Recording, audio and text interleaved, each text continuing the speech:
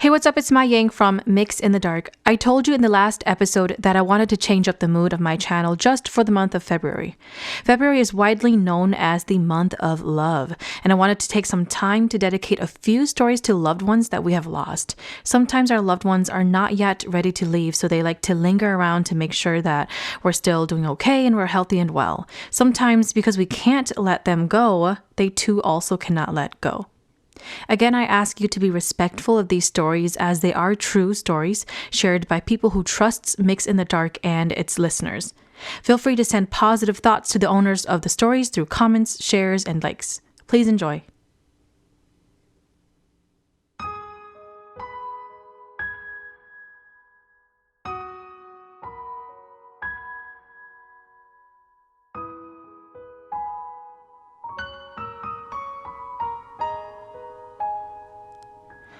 This story is about my sister-in-law. My sister-in-law is not like any other. She was diagnosed with Rett syndrome at a young age. If you're unfamiliar, Rett syndrome is a genetic disorder that affects your growth and ability to walk. This disorder led her to her second diagnosis of cerebral palsy, which is a disorder that causes muscle stiffness. I'm pretty sure that just hearing my sister-in-law's diagnosis will probably give away the family. But for the public's sake, let's call her Daisy. Taking it back to when I was still in my dating phases with my husband, I stayed over a lot. Actually, I stayed over so often that you can say I basically lived with them. Daisy's day included laying in bed or hanging out in her wheelchair by the TV. Daisy couldn't walk nor talk. She had limited movements because her arms and legs curved in due to the disorder. She had adult briefs on and needed changing about 3 to 4 times a day. When taking baths, it would take 2 people to do it, one to scrub and the other one to hold her so that she wouldn't slip off of her bath chair. I would consider myself a pretty active person. I always felt bad that I was born healthy. I was society's definition of normal and was able to do whatever I wanted. Daisy, on the other hand, couldn't walk nor talk, so we never knew what she enjoyed or didn't enjoy.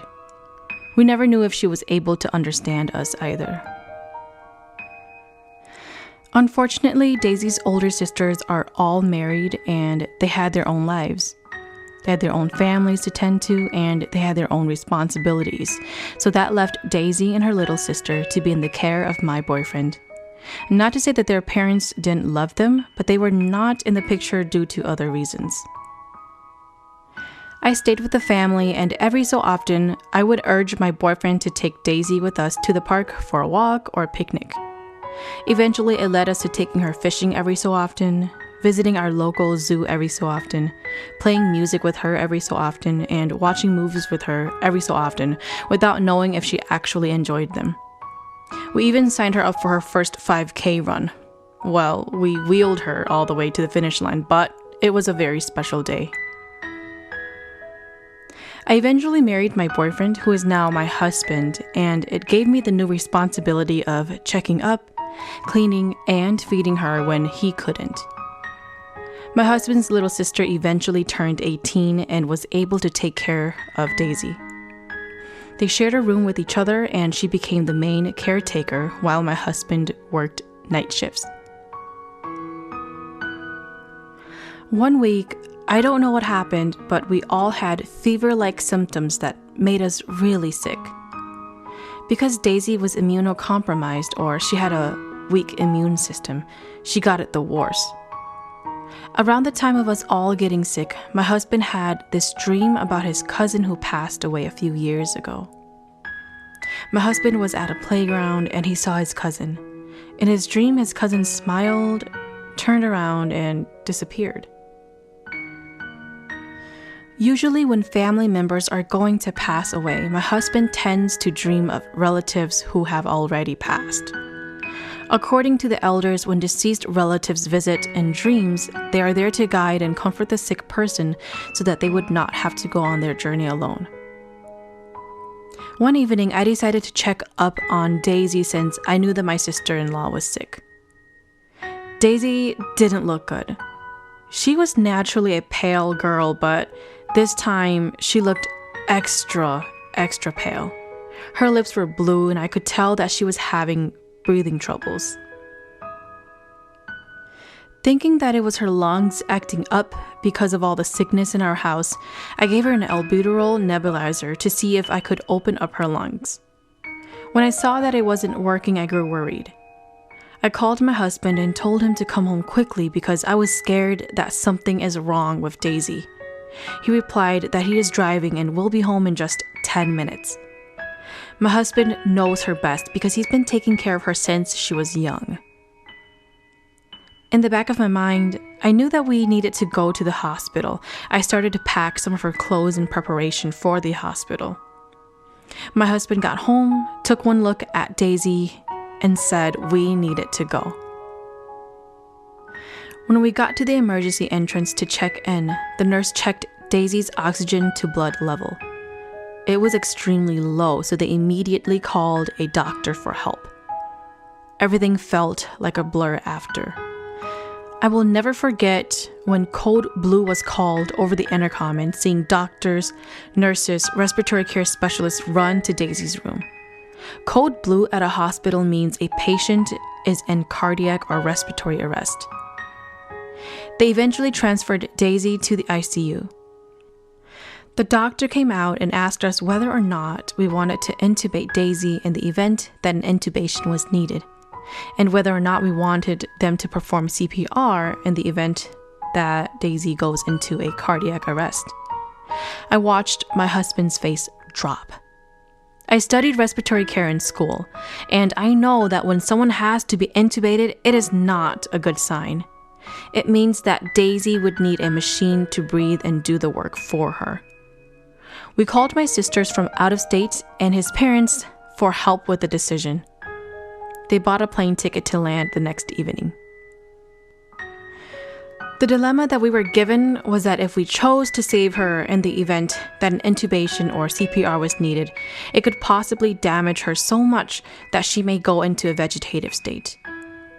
Or we can say do not intubate or perform CPR and we could let her go peacefully, thinking about her quality of life. When doctors ask us to think about her quality of life, they mean, will she be the same person after the intubation or CPR? Honestly, we couldn't decide and we didn't want to decide. Even with all of her diagnosis, she was well loved in the family and it was difficult to think about letting her go. My husband and I never left the hospital that night. My husband's married sister, who lived close by, came that night. I left around 4 in the morning to shower and take a nap before going to work at 7. During that nap, I dreamt about Daisy. I dreamt that Daisy could walk and talk. She was smiling and held a suitcase in her left hand, and she told me that she was going to go on a vacation. I woke up a little panicked because it was already time for me to go to work. I eventually forgot about that dream.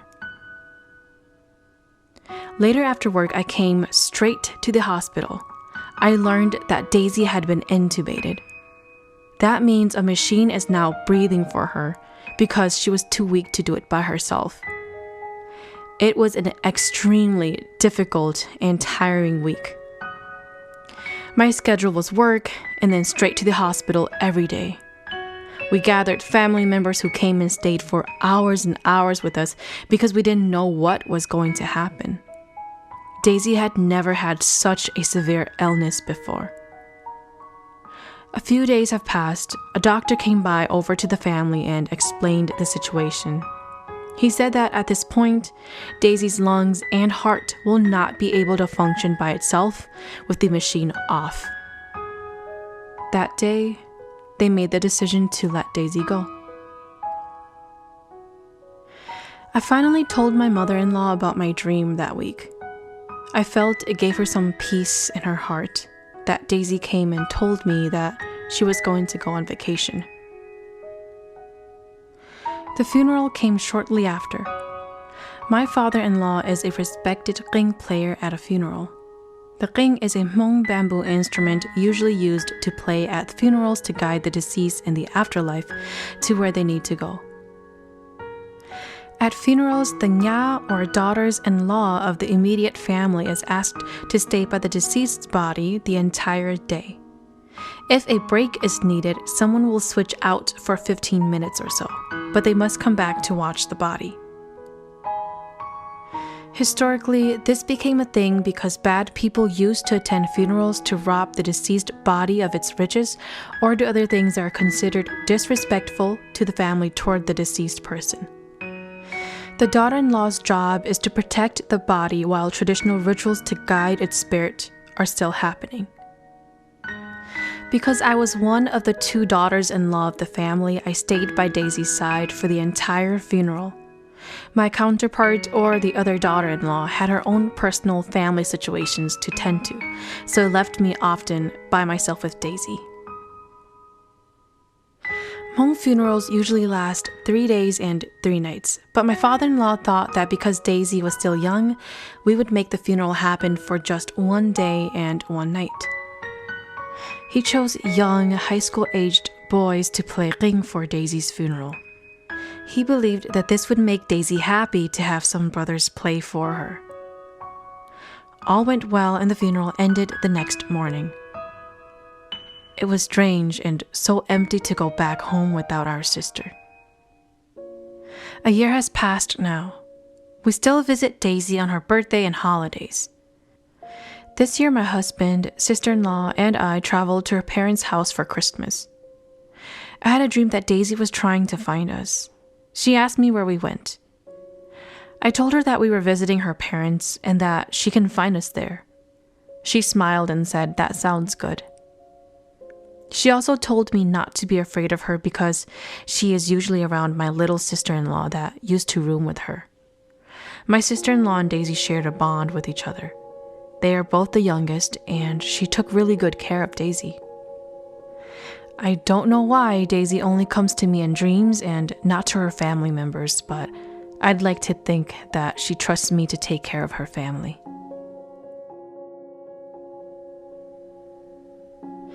Thank you for listening to Mix in the Dark. I'm your host, Ma Ying. Mix in the Dark podcast is available on Buzzsprout, Spotify, Apple Podcasts, iHeartRadio, Pandora, YouTube, and Facebook. If you have any stories that you would like to share, please send it to mixinthedark@gmail.com.